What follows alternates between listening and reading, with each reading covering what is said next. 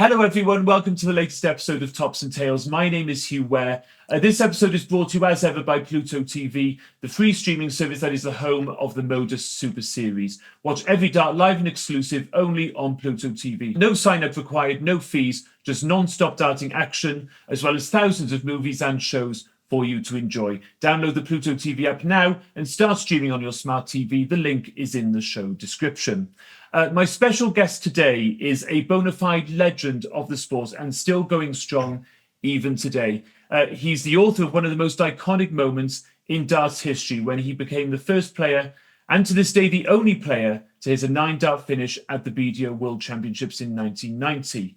But he is so much more than that. He has had such a colourful career and life story, and I can't wait to get into it with him today. It is the one and only Mr. Paul Lim. Hi, Paul. How are you doing? Hello, Huw. Yeah, nice to be here. Great to be here. Thank you very much for this. I know a lot of fans are going to be very, very interested to hear about your whole life story, because I think you're actually one of the most popular players on the circuit, Paul. I mean, even though we may not see you all the time, you're certainly one of the most iconic names, like I said in the introduction, that the sport has ever seen. We all know you for the 9-dart finish, but the renaissance that you've had in your career over the last few years has endeared yourself to a whole new generation of darts fans. But I don't think a lot of people know your entire life story, so I'm really interested to talk to you about it. Oh, great. Anyway, anything. It has been many years. So I think for myself is that I have a pretty good history with the what I've been doing with darts and involving in the dart community. But I'll be glad to share my story, actually. So, well, okay, so let's get the first bit out of the way first, shall we? The 9-dart finish. Let's talk about that first of all before we get into anything else. Okay. Paul, how do you hit a 9-dart finish at the BDO World Championships? Because that tournament has been going since 1978. We're now in 2025. You're still the only player ever to do that. How do you do that? In fact, like I said again, that's probably just fate. I mean, it just happened at the right time. Everything happened at the right time and the right moment. And it was that moment was mine. So many people ask me also, how do I feel when I knew that I was going for the 9-darter? In fact, my mind was so involved in that leg itself, is that I don't really think about, I'm going to hit this, I'm going to get 52,000 pounds or whatever it is. So it was just about that moment of just going up there, just look and throw, and it just happened that I did it. That's all. So when did you start thinking I could be about to hit a 9-darter here? Like after the 4th dart went in, after the 6th dart went in, the 8th? No, after the 6 darts. Normally it's after 180. Yeah. Then you know that, hey, this 141 out is going to be the one that is going to, the 9-darter. So I knew it was going to be the 9-darter when I was trying to go for it. But going to hit it or not, I really do not know. But it was just that I am so glad at that moment it didn't rattle me. It didn't kind of get me over the top that maybe I would overthrow or I would choke up and things like that. So it's interesting because I think these days people tend to think of the 9-darter maybe even after I was going to say the 4th dart, but maybe even after the 3rd dart. Tell you why, because of the crowd. That's true, 4th dart hits in, the crowd make you think about it, if you don't want to. Yeah.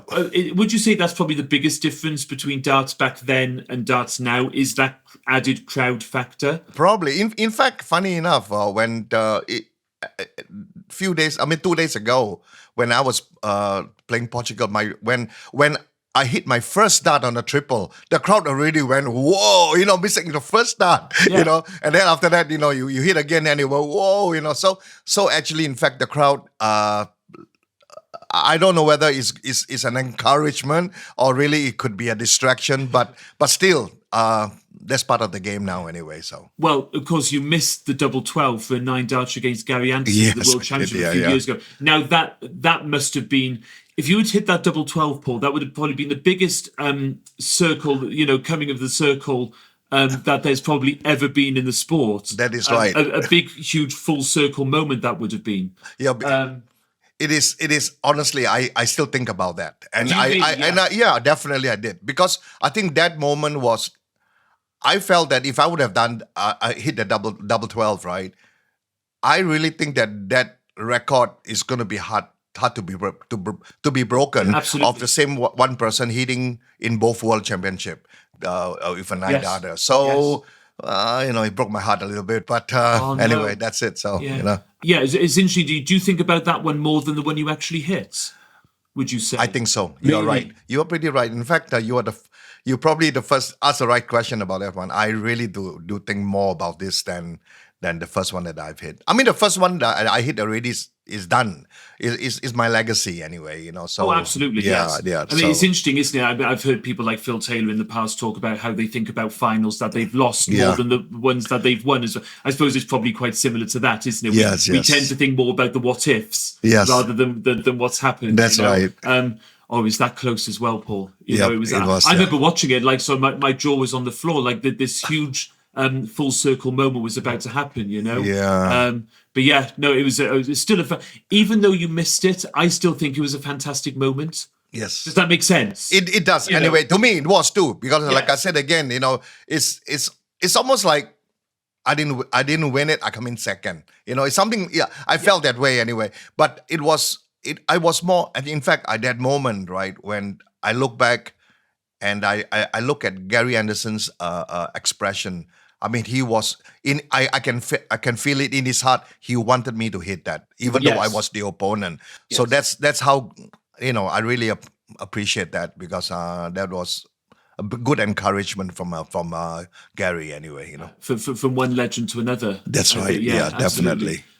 Okay, so Paul, tell us about your life story, because you've lived sort of all over the world over the course of your life, haven't you? That's right. You've lived in the United Kingdom, which I believe that's where darts first came into your life. But you've also lived, my God, Papua New Guinea. That's right. America. Yeah. All around the world. So tell us about your life, Paul. What was growing up like? Well, do we have enough time? yes, we do. All right.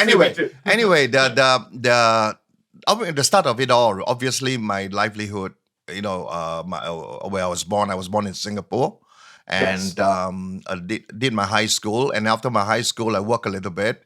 And basically, that time, I have no involvement with darts at all. I don't know, kind of never played, played a lot of other sports. Anyway, did my national service in the army when I was 18 years old. That's compulsory in Singapore. So we did 2 years of national service, served the country in a service, and when I finished that, when I finished my national service, I was 20 years old. Okay, and then after a few months of finishing, I kind of told myself that I really wanted to leave the country and go and see what the world is all about, and somehow or other, I chose England. So I bought a ticket. I mean, of course, it's a round trip, but I went to England when I was 21 years old. And then went there. I was all by myself. And then I don't have no family or relatives at all in England. So I actually took a big step. But I think the army gave me a good foundation of able to look after myself. I think that really helped me. Because if I didn't actually went to the army for the 2 years, I don't think I would have dared to actually go to England by myself. It's a big step in life. Just on that point about national service, we used to have national service in the United Kingdom. Oh, okay. My mum and dad were in the Navy together. That was how they met. Oh, okay. How did national service sort of did it change you, Paul, at all? Did it give you a different perspective on life that you maybe otherwise wouldn't have had? What was national service like? National service, I mean, you serve the army, you become part of the army anyway. Yes. So they teach you the basic training. So we have it's 3 months of boot camp, from the very start. You wake up at 5:30 in the morning, you have to, and then you got your own bunk bed, and then you got to tidy it up. I mean, it is discipline, and that's what it's all about.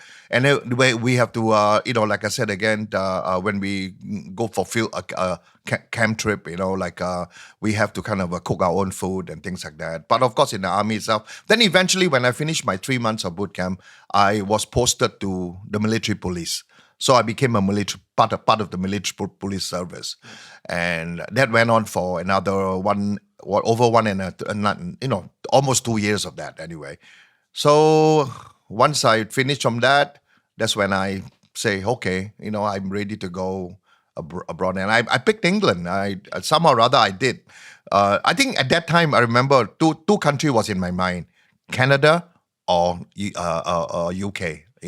But I thought England was you know because Singapore used to be with the British colony in the Right. early Yes. days. So I have a lot of British friends then. But of course, when I went to England, I didn't know they're where they You are didn't know now. the I country. didn't know. No. I don't know at I all. mean, My did you first find time. that you adapted quite easily? Like you say, you were on your own completely. I mean, did you struggle to sort of to adapt to it? Did you get homesick, or did you find that you fit in right away?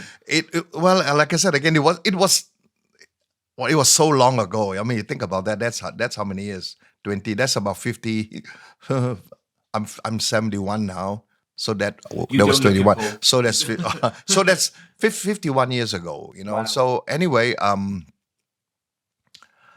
one good thing is because in Singapore, our language, we go to school, I speak English.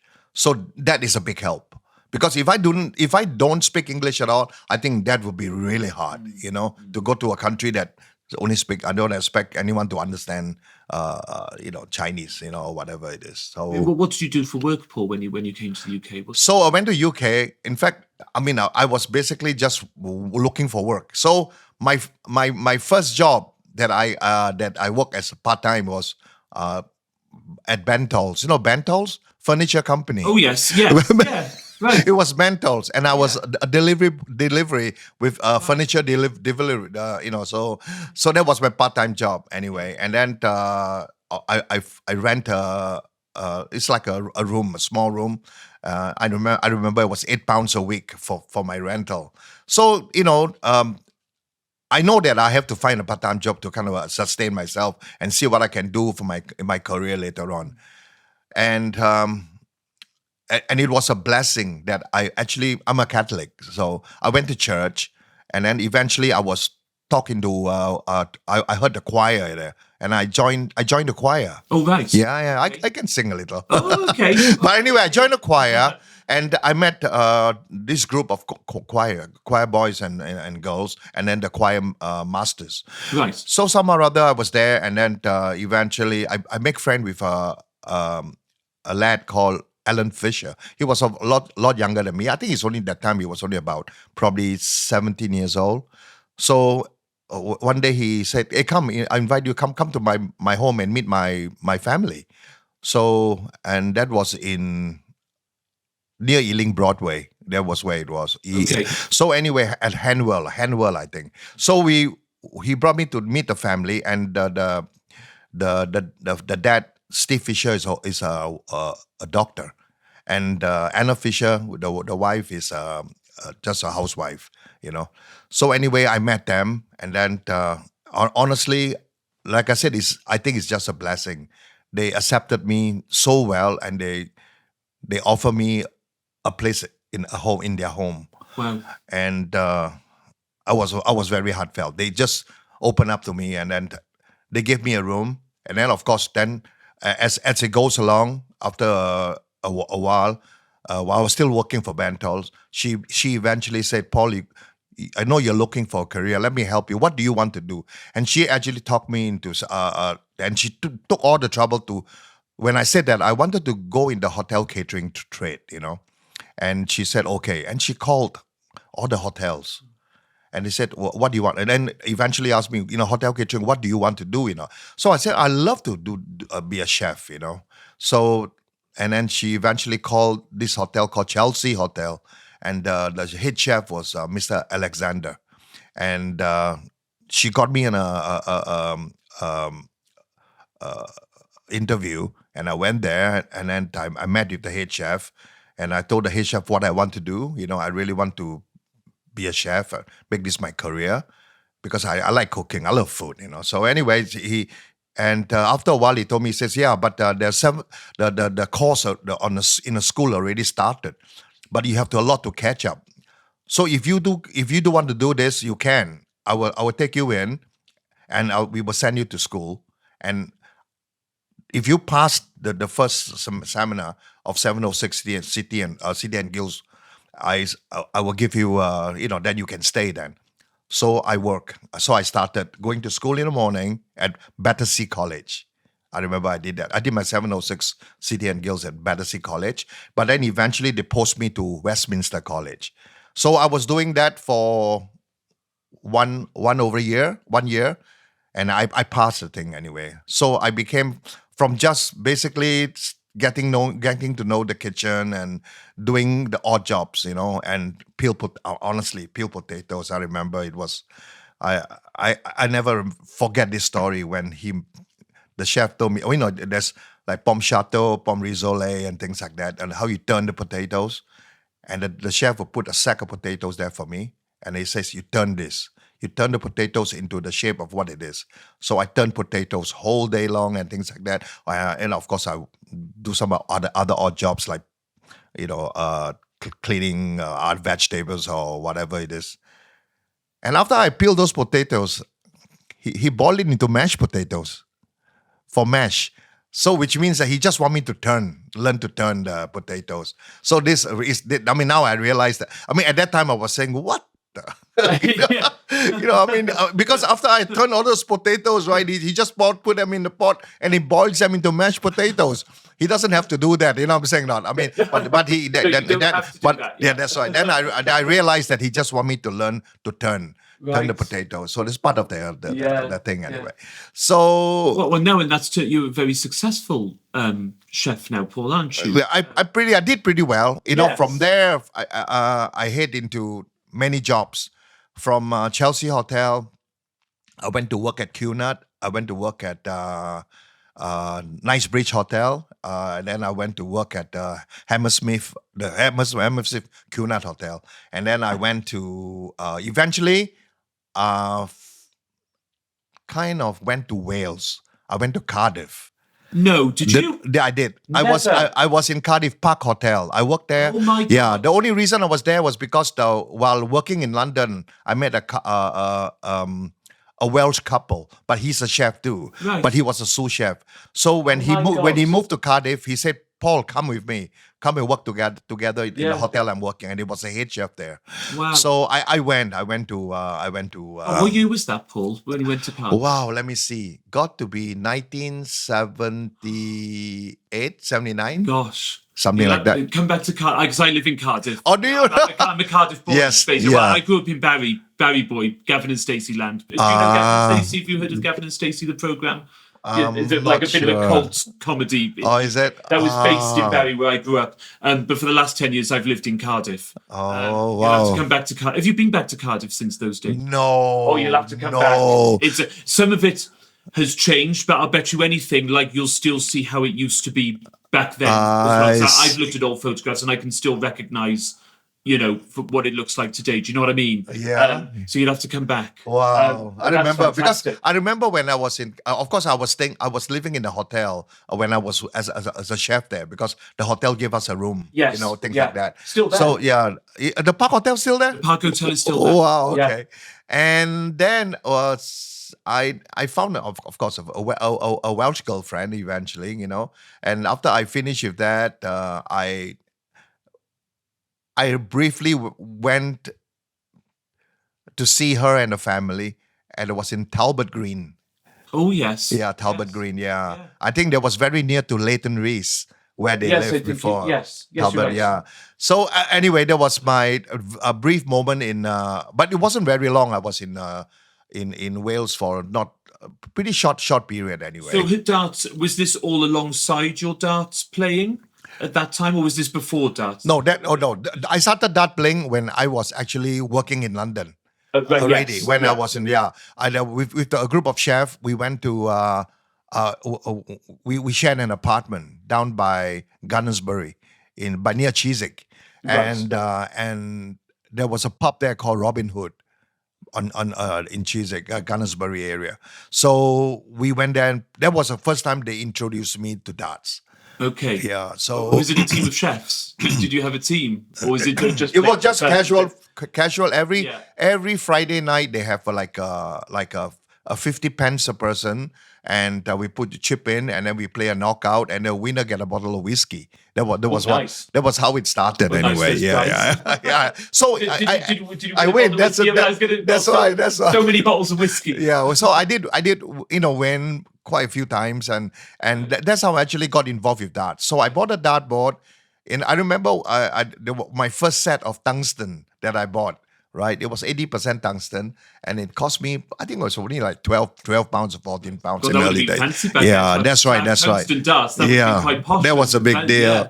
So I bought a dartboard in the home, and then we play a lot, and I really got very I loved the game of darts, and until this very day it still does, and that's how I lasted for so long. If I ever felt that I don't enjoy the game anymore, I think I probably retire anyway. Yeah, do you know? I think you're absolutely right, and I think you can tell when you're up there that you do enjoy it. Yes, and the fact that you as you say, you've been playing darts for about 50 years now. Yes. If you didn't enjoy it, then you would just stop. That's right. That's right. It's So, well, you progressed onwards and upwards, in darts and stuff. Like, was there a moment where you realised, I'm actually there could be something in this for me? Yes. So it would be worth travelling the circuit. It would be worth, that gets you to the World Championship and things. Was there a moment where you thought, actually, there might be something more in this than just enjoyment? Yeah, actually, the whole idea of myself really giving darts a full time was actually when I was in Papua New Guinea.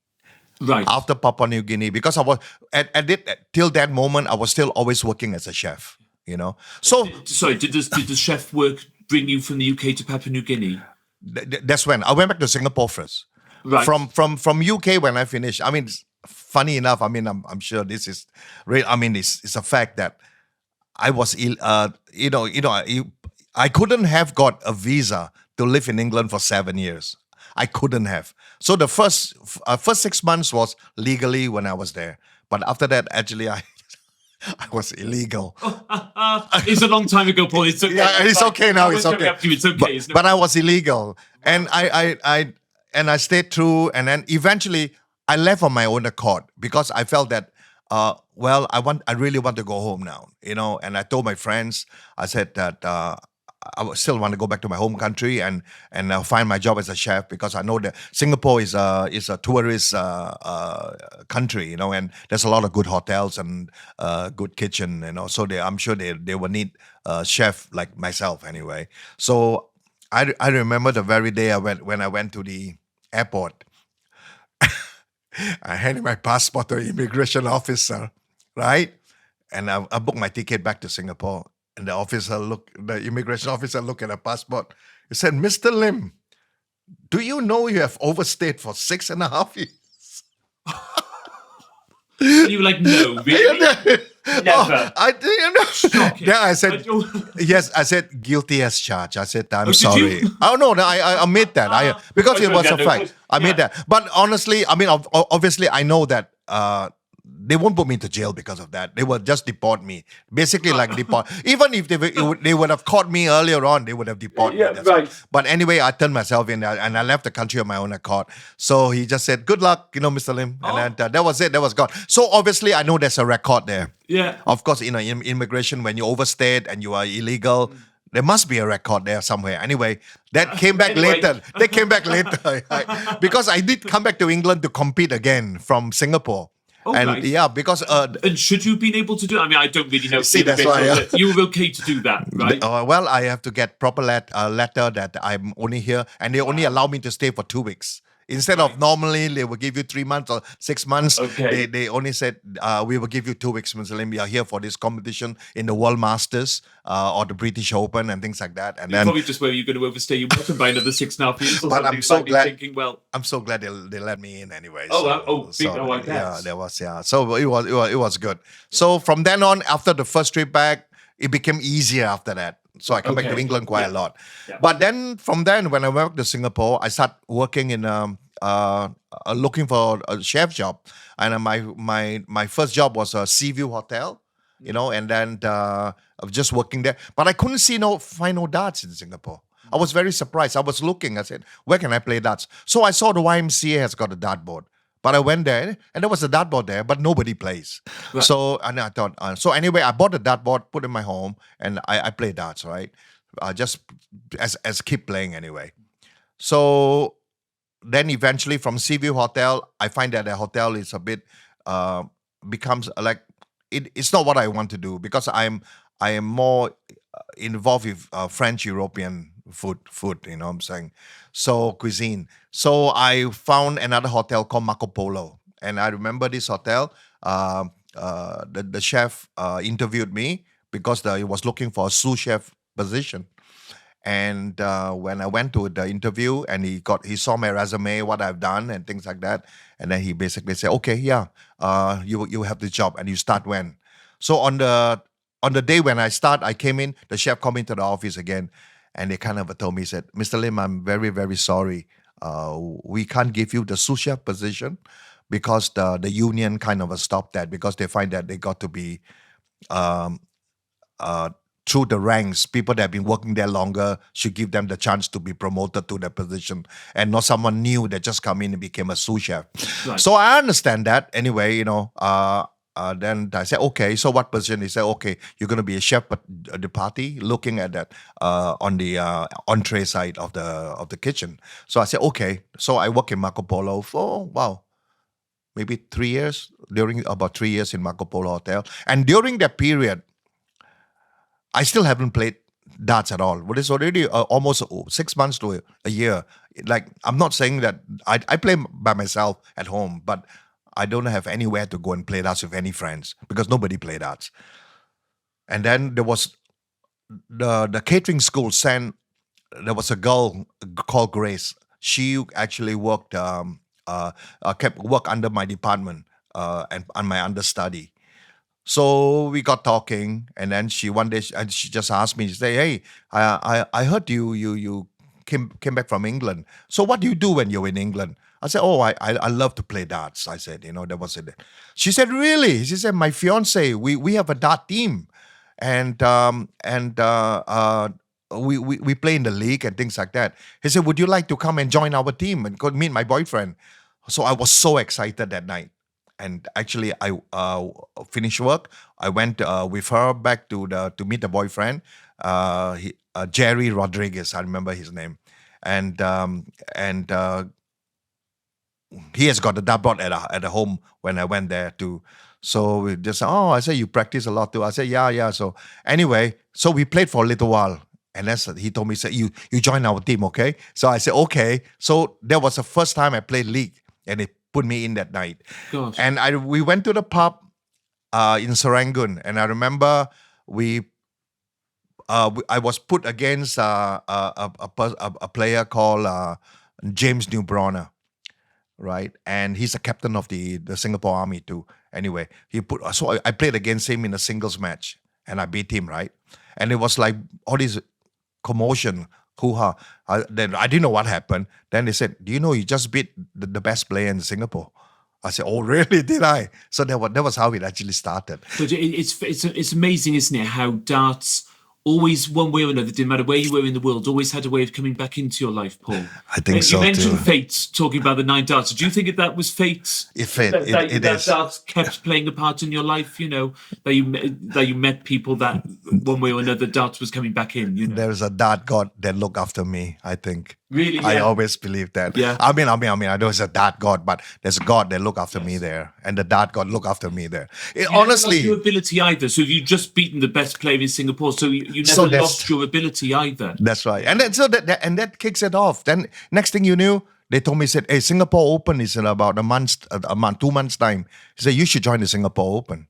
I played the Singapore Open and I won the Singapore Open. Wow. So really, the first major I consider that as a major because that was my first major tournament I ever played in, Singapore Open. Yes. So I won that. What year was that, Paul?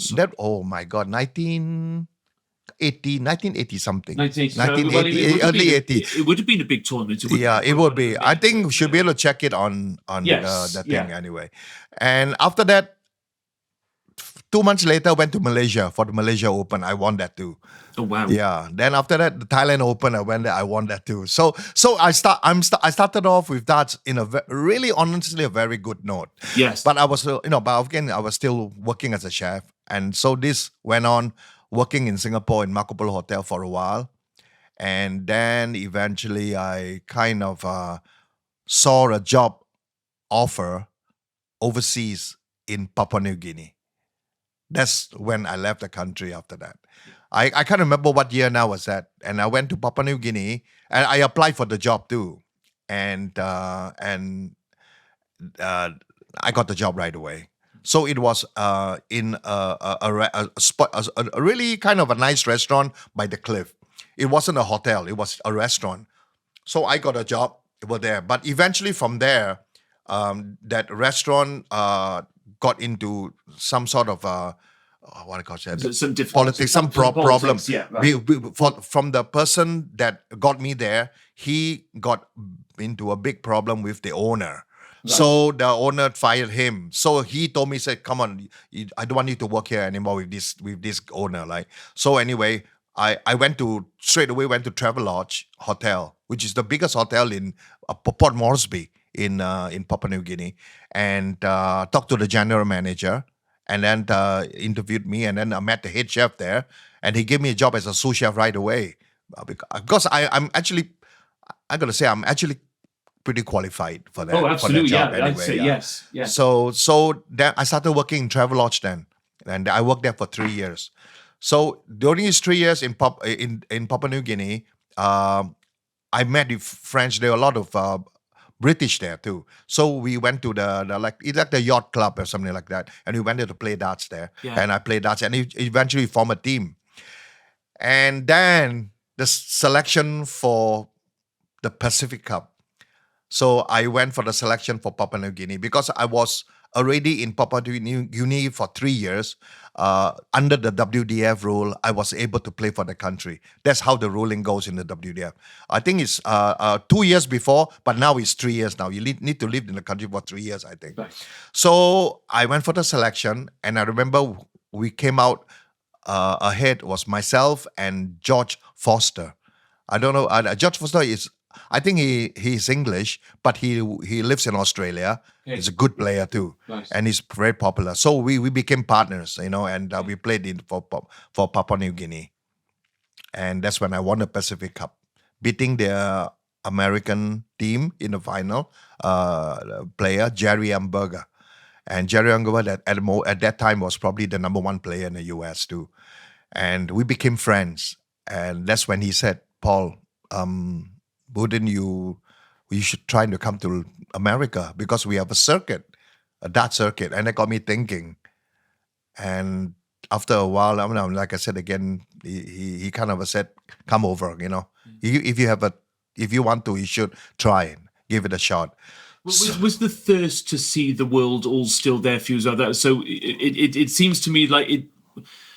So if you're thinking to yourself, right, I'm going to up sticks now to move from Papua New Guinea to America, was that not so hard a decision for you because you'd already done that, Yes, yes. Is that because that thirst to see the world, like you said earlier, you see, but the thought of becoming a professional dart player has never crossed my mind because I've always been a chef. I make my living. My profession is a chef. So it was also the opportunity to sort of become a chef in America as well. Did that appeal to you? No, it didn't. Oh, right. Okay. No, sorry. Excuse me. Right. No, okay, it didn't. Yeah. No. Right. If I ever go to America, it's really because of the darts. Really? Right. Yeah, okay. when he said right. that, when it's a circuit. Yeah. But the only one thing that I've never regretted was that when I talked to the general manager and I told him about this situation, I said, something. I said I have to. I'm caught between this ideal of whether I can be a professional dart player, because at that time I already won the Pacific Cup singles, right? So they have invited. I remember they have invited me to. Once I won the singles, they have invited me over to play in the Butlin Grandmasters. Oh, okay. I remember that. Yeah. And I remember I flew from Papua New Guinea to Singapore, Singapore to Bombay, Bombay to Frankfurt, Frankfurt to Rome, Rome to London. I remember I did because in that time there was no direct flight. I just got to go that route to find the cheapest way of that's flying. crazy. It is, That's like- it is it crazy. really is, isn't it? 30 over hours in my God. and then I remember I lost first round. I played Leighton Rees. I remember that I lost to him and I got to fly all the way back. Oh my God, you flew all that way to play Leighton Rees in the first round. Was it best of 5 legs? I remember I don't know, best of 7 or best of 5. I'm not sure, yeah. Do you remember what the score was by any chance? Just like I don't know. I think I lost 4-2 or something like that. So 4-2. you went all that way to play 6 legs of cards against Leighton Rees and flew all the way back. I remember that. Yeah, that was right. Yeah. So, but anyway, like I said again, Yes, yeah. it was like I said, it's a part of what has happened to me. I mean, win, lose, but it's still a part of what I've done. Absolutely. And from Papua New Guinea, so eventually when I talked to the general manager and he said, something, if you really have the passion for darts and you believe that you're good enough, then you should give it a go. Because you know why? He said, whenever you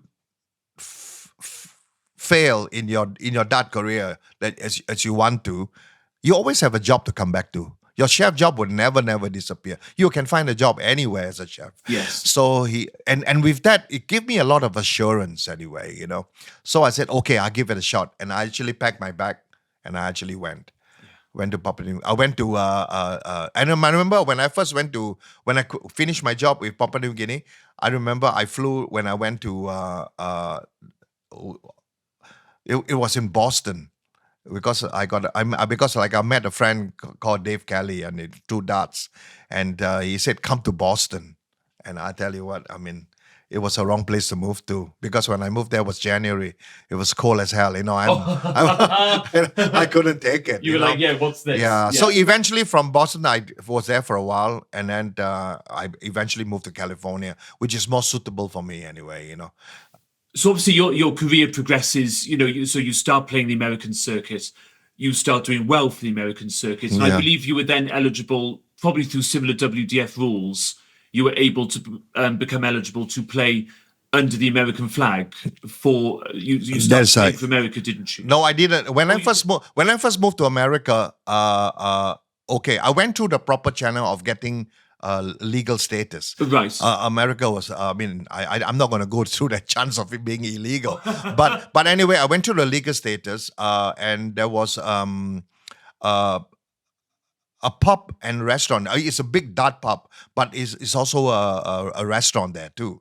And it's called The Crest. And it's in, it's in LA. I mean, in LA area anyway.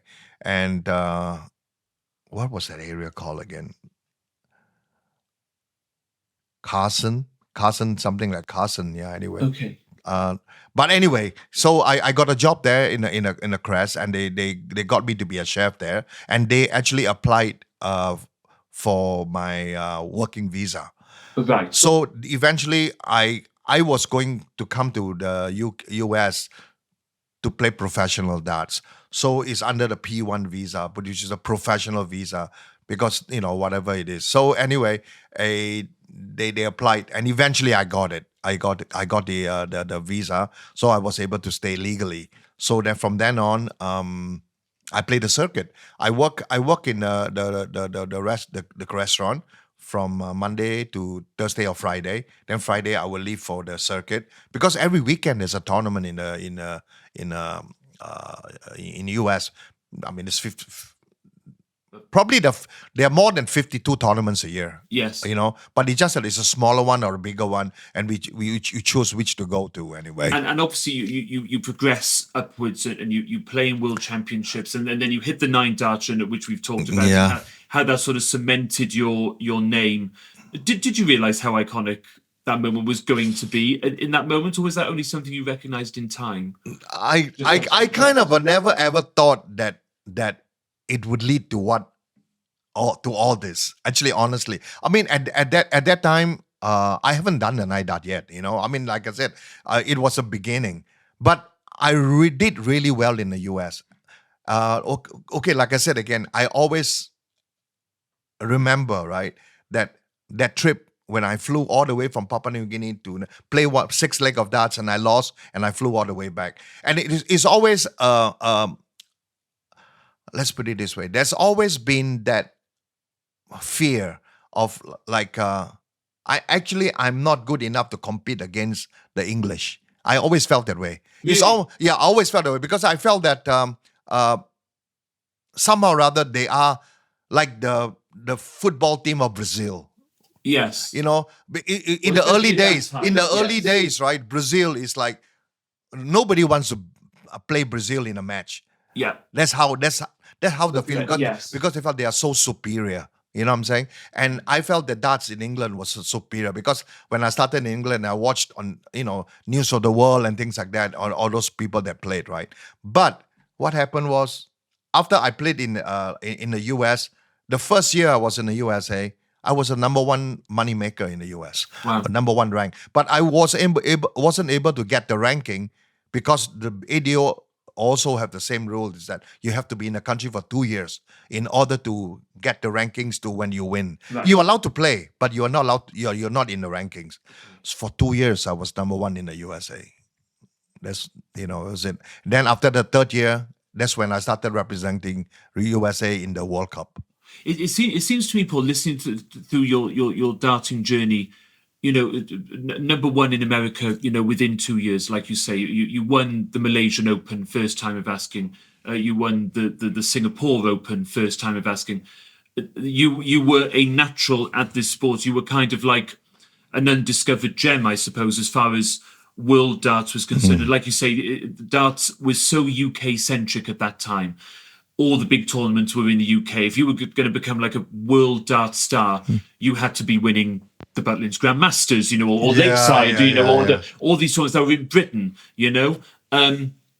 It's sort of, yeah, so you're an undiscovered gem, really, as far as that's concerned. But it's just interesting. Does it frustrate you looking back that there weren't more sort of opportunities globally? Do you know what I mean? It is actually. In fact, I mean, I can't change history. I mean, whatever happens has happened. But again, I've never regretted. Even though obviously there are more failures than achievement, definitely, because I mean that's how it was. But the achievement that I have, that I have achieved, actually made me nowadays what I am, because I'm still here. I'm still here playing, and I believe the competition now is definitely harder than the early days, because I think probably people doesn't kind of treat it. I mean, let's put it this way, right? It's so sad to see the story like the Jockey Wilson, such a great player, but broke. You know what I'm saying? It's no money. I mean, they are. How close were you to the likes of Jockey? And Oh yes, yeah, we were close. Yeah, we were. Yeah, we are. I know Bobby George. I went fishing. He brought me to a lake to fish, but it was really boring. But he took me to a lake to fish. Nice. I mean, we're catching little bream, but not like when I was in California. I mean, I love fishing, but anyway, the thing is comparing to darts now within the last 10 years, 15 years versus 25, 30 years ago. I mean, honestly, it's Is there no comparison, Paul? Do you know what I mean? Honestly, there's no comparison. There's no comparison in the drive to make a player that wants to become a professional dart player full time. Or I mean, it really doesn't. Nowadays, you look a lot of the younger generation from Asia and things like that. Now they're thinking now, wow, what is happening with the PDC right now? It drives them to say maybe there is something to that profession as a dart professional. You never really sort of had that. Never thought. Never thought about that. I mean, it's well when the split happened. And you actively joined the WDC, didn't you? You played in a few of the That's right. WDC World Championships, didn't you? That's right. Were you sort of caught up in the toxicity of that at that time, or not really? It was a very no. Actually, that moment was very tough. I remember. I know. I'm very close with the Croft family because I remember me and Nikki Varachkul. We actually went to their home, and I actually cook for the family for like a party. Well, you cooked for Ollie Croft's family. I cook a nice dinner for them and things Wow. like that. So I was pretty close with the family. Me and Nikki are very close to them. Yeah. And I remember the day when we have to the split came, and I remember when I chose to go with the The World Darts the, Council. at that it's the World time, Arts yes, Council yeah. then it was changed to PDC Yeah. eventually.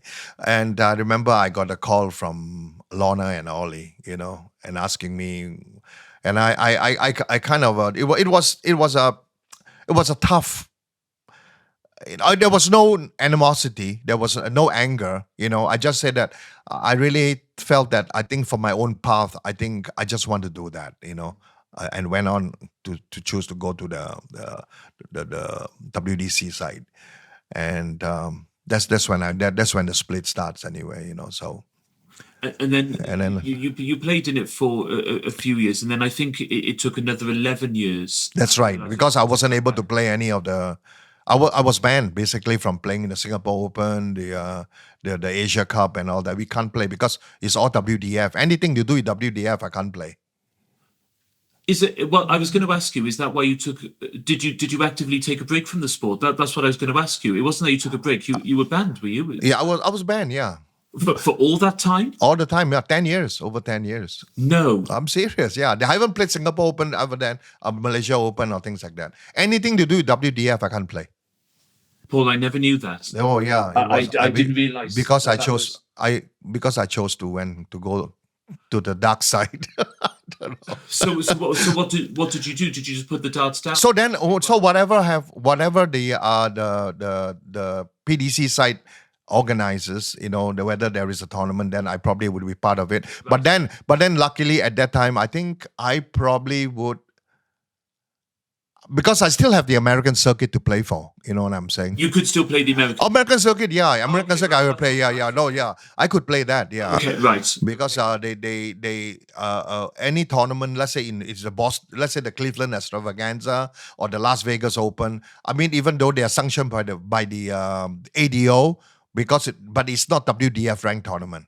So I was able to play the circuit still anyway, So you were able to play the circuit, but you wouldn't have been allowed into the BDO World Championship? No, I cannot. The World Masters I can't play and all that. Can't play. Paul, I never realised that the politics of that time really sort of impacted Oh, it limited your career. Right? Yeah, it limited.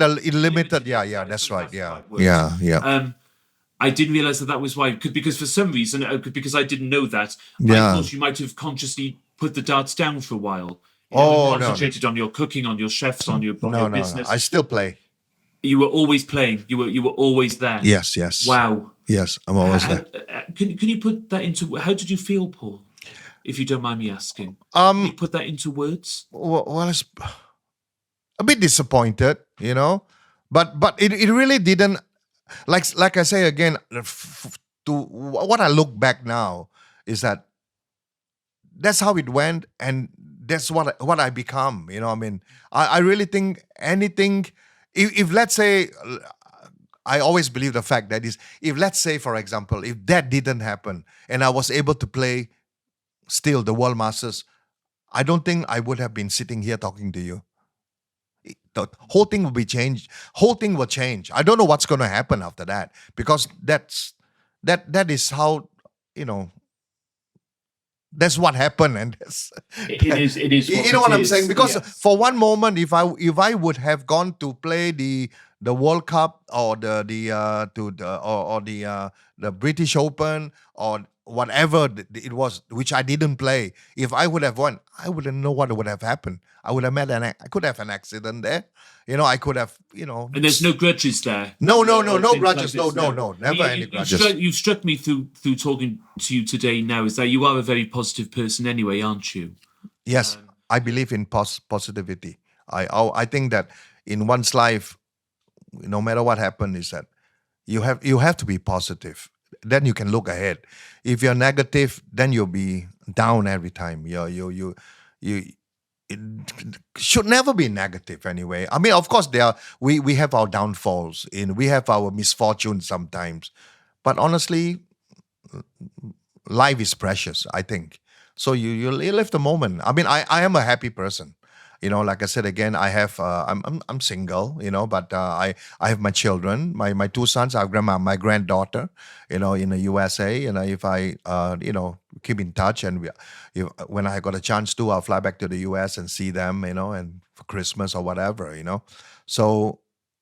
So I got no regrets. Well, and sort of that positivity is probably in some ways sort of manifested itself in the renaissance that you've had in terms of televised darts anyway over the last few years. Yes. Your participations in World Championships, your victories during World Championships. We talked about missing the 9 darts against Gary, playing in the World Cup. Yes. Singapore over the last few years. You've had opportunities to showcase still to this day just how good you are. Yeah. So in some ways it did happen again for you. In later life it did sort of come round for you again. Yes. That's nice, Paul. It's very nice. Yeah.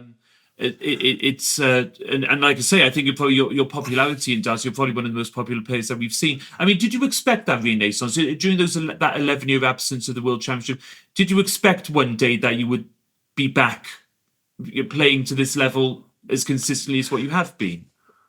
I never doubt that. I mean, I always believe. Thought that was going to happen. I always believe that there is something there, because at those period at that time, right, when I was still able to play the American circuit, which is really a good thing, and I was very fortunate. Honestly, I was very fortunate that soft tip came around too, and I really, honestly, they plays a bigger part of my life in the soft tip industry. When that's when when I was in the US, I didn't know about soft tip, but suddenly there was someone that brought a soft tip machine. I remember the first soft tip machine that came into the Crest. It was an old pub time, and someone said, "Hey, just throw." And I remember the bullseye. There was no inner bowl. There's only one big bowl. And I look at this thing and I say, "Wow, hitting the bullseye is 50 points." So I kind of say, "Oh, that's rubbish, man. It's too easy, And I can't never think much about it. A few years later, in America, in Seattle, there was a company called MODUS, and they actually manufacture a dartboard, electronic dartboard. I know that at that time already they have the bull shooter, the arachnic, and things like that. And then I met this great man,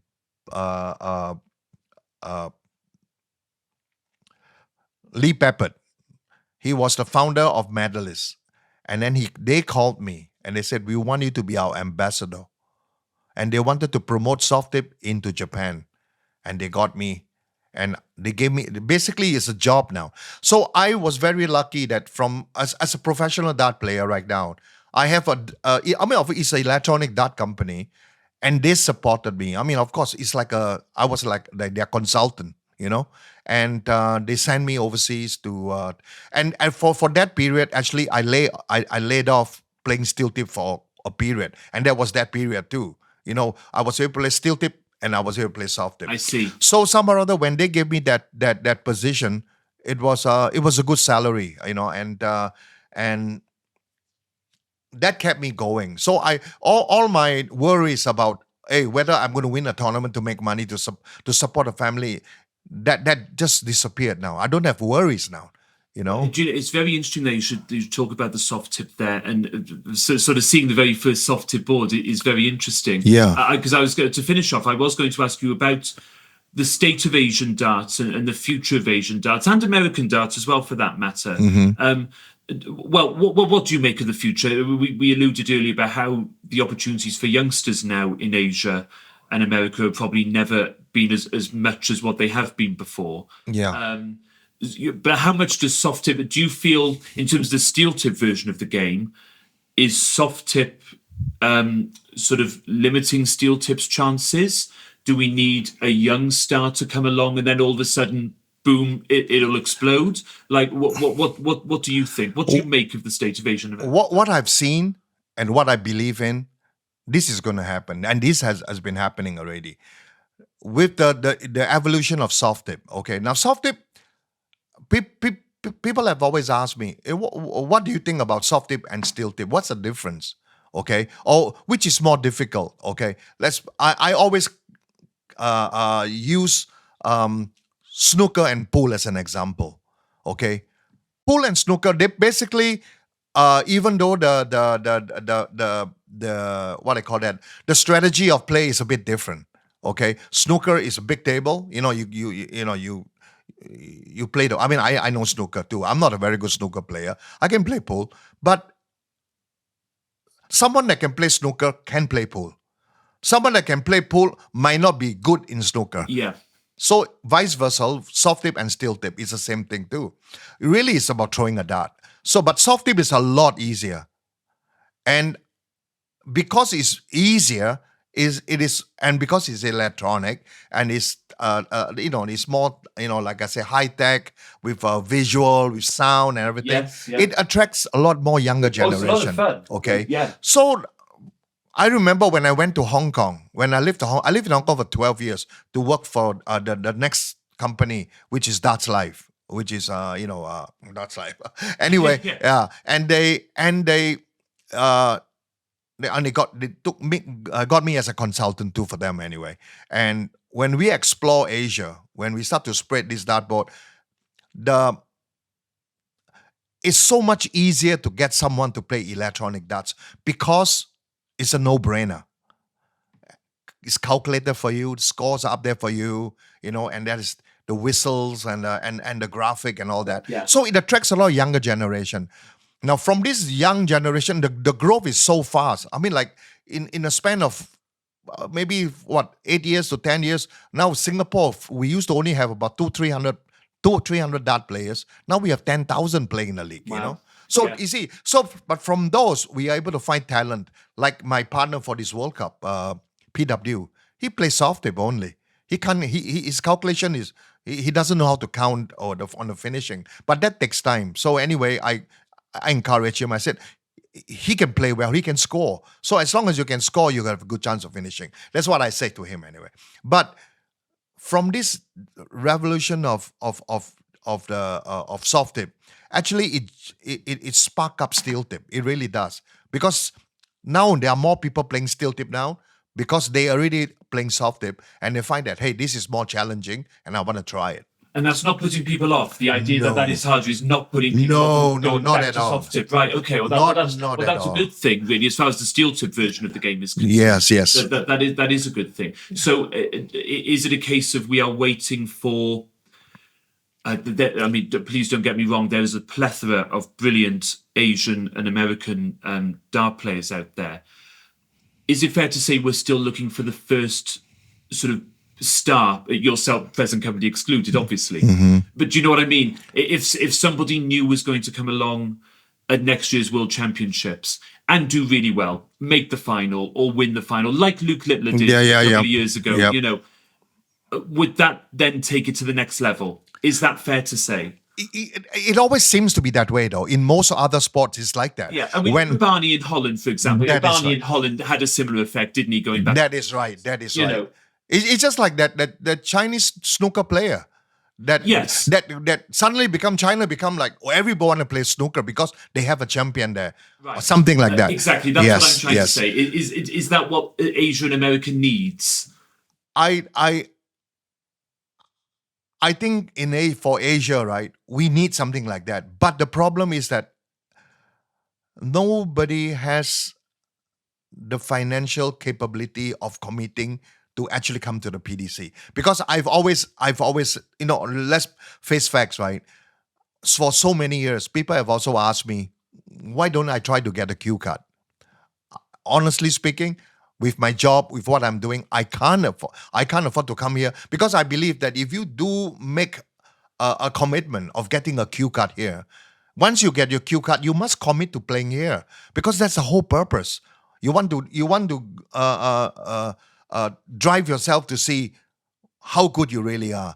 until you come to play the PDC circuit in Europe and UK. Oh, it's so tough. There is not easy at all. No. But then until then, that's why Christian Perez, who actually came from Philippines, when he got the Q card and he tried here, Yes. he tried for 2 years. Okay, now he lost his Q card.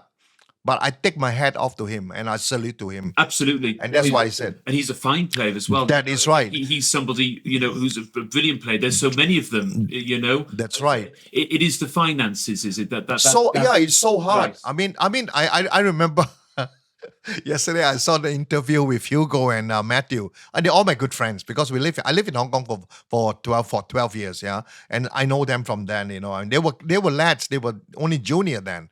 And it's good to see them doing so well now. They're in the quarterfinal, But yesterday when I saw the interview, they were talking about, and Hugo kind of said that, about he got a job back there. I mean, basically, it's all finances. Well, a word on the Asian tour, Paul. Obviously the Asian tour has been set up by the PDC. How do you think that's going? That's good. No, I think that is the stepping stone for the Asian players. That is the only stepping stone, because otherwise we have no other way. Our only way is to qualify through the PDC Asia Tour, PDC Asia Championship, and from there, and then of course in Japan they have the PDJ. They have their own little tournament to select one player. In China they have the PDC to PD China, right, to have one player, and then. Where else? Philippines actually doesn't have its own selection. They have to go through the PDC Asia Tour. So basically, the PDC Asia Tour has taken a gamble on Asia, and I'm thankful for them to actually able to see that in order to include as the world of darts, right, you have to include Asia. Because eventually, look at India population, you look at China population. Come on, we are the biggest populated country in the world. It's a matter of creating the awareness and creating the possibility of people that to be aware of darts being a sport as it is. And it's not easy. I mean, I tell you, darts is one of the hardest. I think darts is harder than snooker and pool. I really do.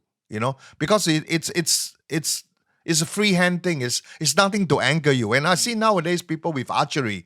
Archery now they have all the gadgets, and things like that to anchor themselves and things like that. I felt that there's no such thing. You either can throw or you can't throw, and you got to be consistent, which is the hardest thing in darts anyway. So my trouble, Paul. It is so difficult. People doesn't realize. People think that throwing a dart. Well, just throw a dart to a dartboard. It's not just that. The consistency of throwing darts. And I always use the example of